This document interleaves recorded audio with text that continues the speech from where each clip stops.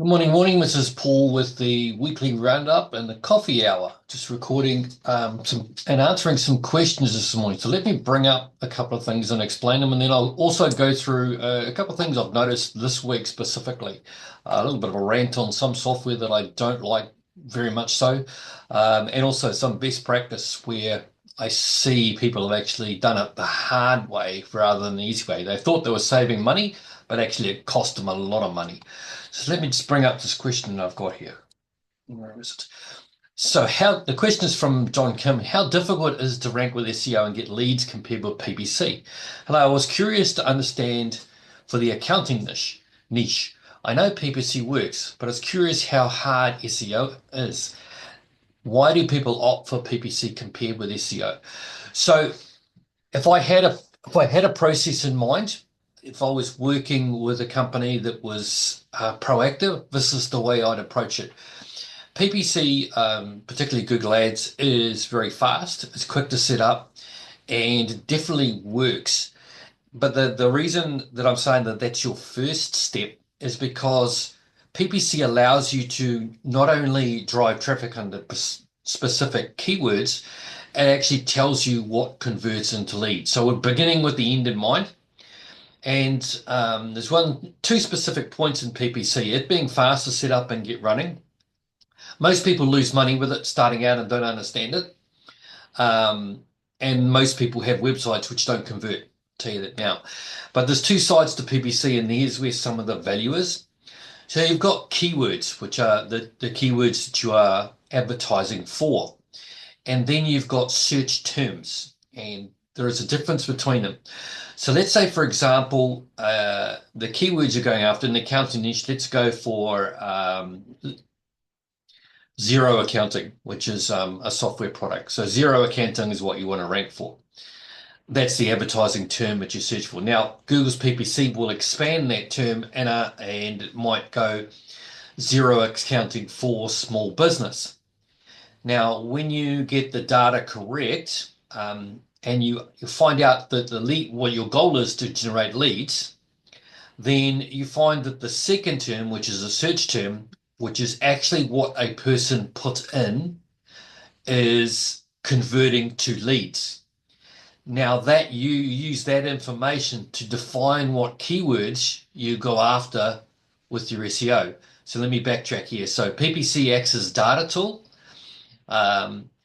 Search terms are actually what a person put in, the actual words within that, and you can see that under insights in the PPC account. Then you've got keywords, what you want to advertise for, and your search terms, and then you break it down to what actually converted to a lead. So keeping the end in mind.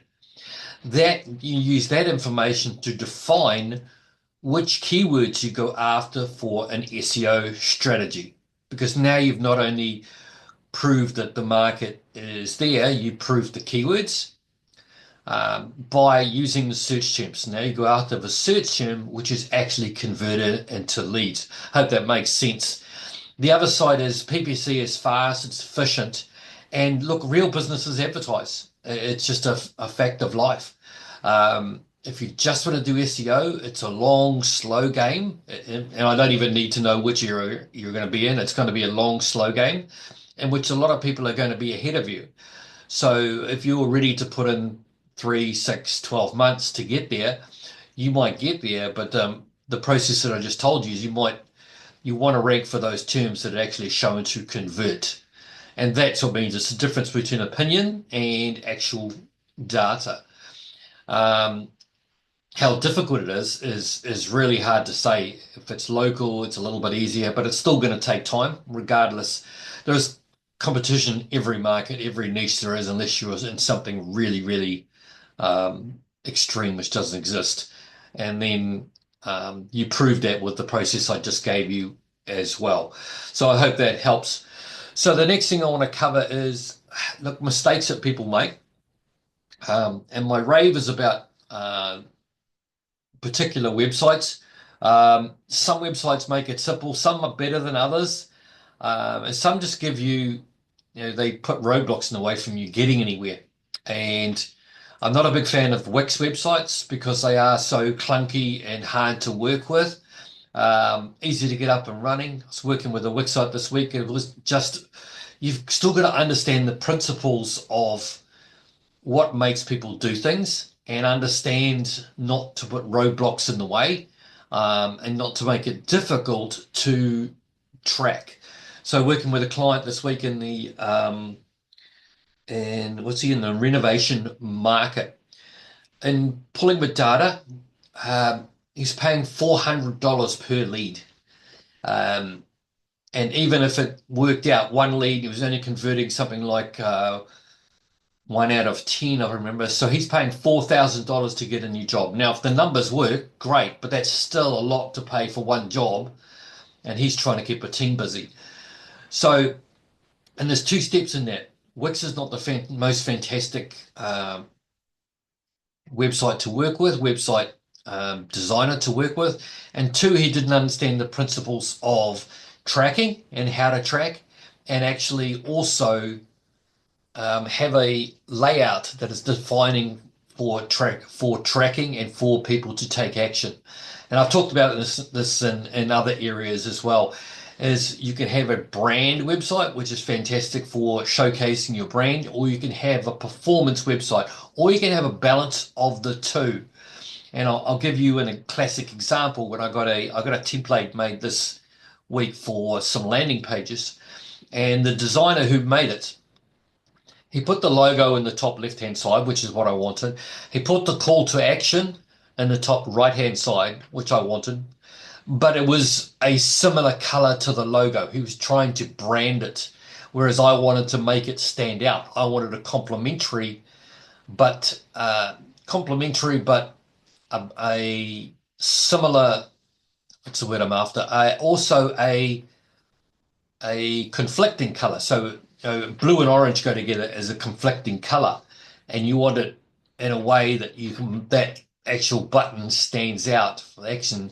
And then I had to get him to change it because he didn't follow my brief, and I wanted the top header to stay visible throughout the site. And so we also need to change that as well. If you want someone to take an action, you don't necessarily want them to go somewhere else.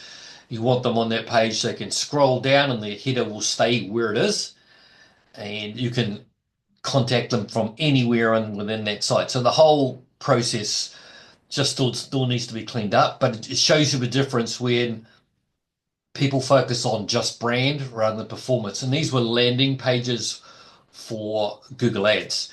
Now, I'll tell you one thing that I see a lot of people not doing is they try to run Google Ads to their brand website, and it's not designed to generate leads.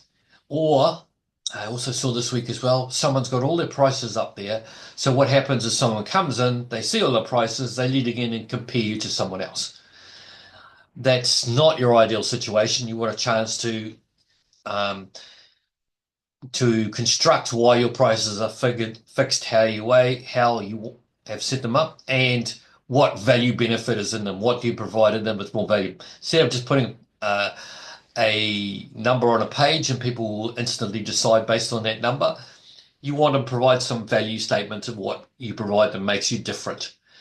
So that's the other element in it. So my rave for this week, not a big fan of Wix sites. Two, look at it from a performance point of view. What do you actually want people to do?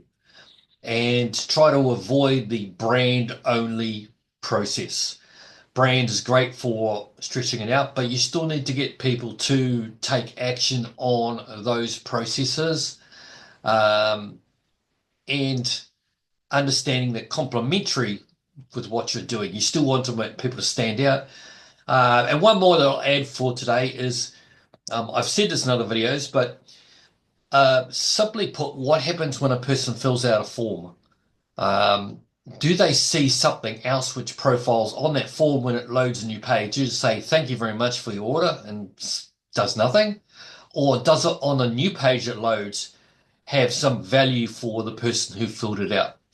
Think about that, because that's the way you portray, that's the way you fit yourself better than others and more impressive. And I've seen an agency do this recently. They did a very good job in it. they had key people understanding what was going on, and I ended up on a call with one of our team members from it. So there's my next step. And probably the tack on for this is don't design your own website. It doesn't really work. You know, if you're doing your own accounting, it's not going to work very well if you're dealing with the tax department. So why would you design your own website? So that's my weekly rave, if you want to carry that. It's just things that I've seen this week. So I'm going to sign off for today. I don't think there's any other questions that down the week. I've answered some during the week. I'll just have a quick look what's in the group just to see if there's anything else. There is Sharma, who talks about keyword research. Now, a couple of people jumped in. Keyword research is an interesting one. SEMrush, all right, it's SEMrush is the well-marketed keyword research tool. I find it quite clumsy. It's the navigation is quite hard work, and it's probably on the upper end of keyword research tools. It's more designed for agencies than individuals. My preference is Ahrefs. It's a better tool. It's been around for longer, and also has a better way of analysis for the top pages. Keyword research, you can do keyword research in Google Ads, but you do have to have a live Google Ads, a paid Google Ads account to do it. So that's something to keep in mind. Let's see, yeah, better Ahrefs. And there are some lessons in here on Ahrefs. It's also Ubersuggest, which is quite a budget-friendly option. It's you can get a single account. And another one I profiled here was, which is slightly different, is Surfer SEO. So the interesting thing they do, which I find it quite smart, is let's say, for example, you're trying to rank an article within Google. They'll allow you to point at the existing ranking article and then edit your article so it matches the same sort of attributes on that article. Can get quite complicated, but it's still a tool which allows you, the most logical way of doing it, that article is up above you for a reason. So at least start with having the elements and measuring that top article, why it's there. So that's my finish for today, 8:20. So I hope you've got something out of it. Please, if anything comes up, post some comments below here of any other subjects that you want me to cover. Happy to jump into it. I will put short answers in the group, and I will also then bring it up in next week's coffee hour. So bye for now and have a great week.